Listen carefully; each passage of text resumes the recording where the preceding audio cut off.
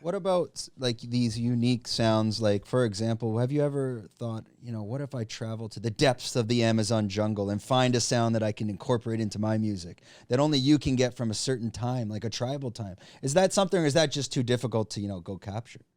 I just get it outside. I want to go home. I mean, listen, urban music is from urban environment. People forget that there's a quote, it's my quote, and it's a beautiful, I always wanted my own, I always get these great ones. And a truthful idea lasts in the honesty of time.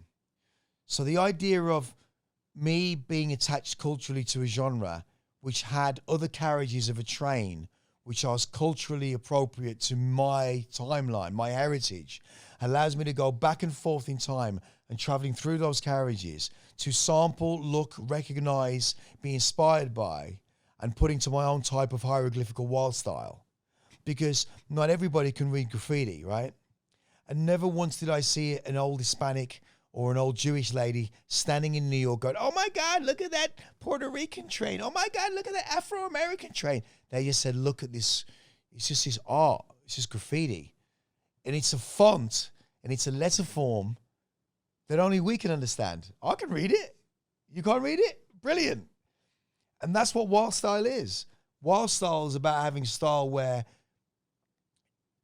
anybody that you know, including your maths teacher, cannot read Egyptian letters, hieroglyphics.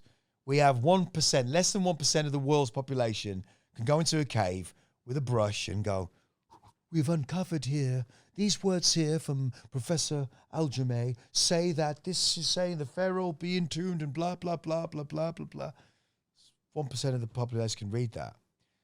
Wild style, hieroglyphics, probably 1% of the population can read that, but we can read it. And that's all that matters. So we continue to paint those hieroglyphics. What we're giving you now in the modern age, which is what I call the payback repatriations, the idea of graffiti writers can make contemporary art. This is going to be easy. Is there anything like when you travel the world and say Bangkok and you see the graffiti in these hieroglyphics, you can read it as well? It's like that language is universal? The language is there, it's entire language, but once you know what the letters are, yeah. Or you can see how he's expanding the letter, but graffiti even outside of its own letter form has its form. Graffiti doesn't lie. It's either shit or it ain't. You know what I mean? Like, that's the thing about, underground drum and bass music. We know what good music sounds like. There's 99.9 times a lot of shit music out there, but shit to you or just good to someone else. You've got to understand. That's the other thing you have to understand about throwing stones, right? I've thrown a lot of stones. I've broken a lot of greenhouses. But from here, this table looks kind of brown. And from where he's standing, it looks kind of brown.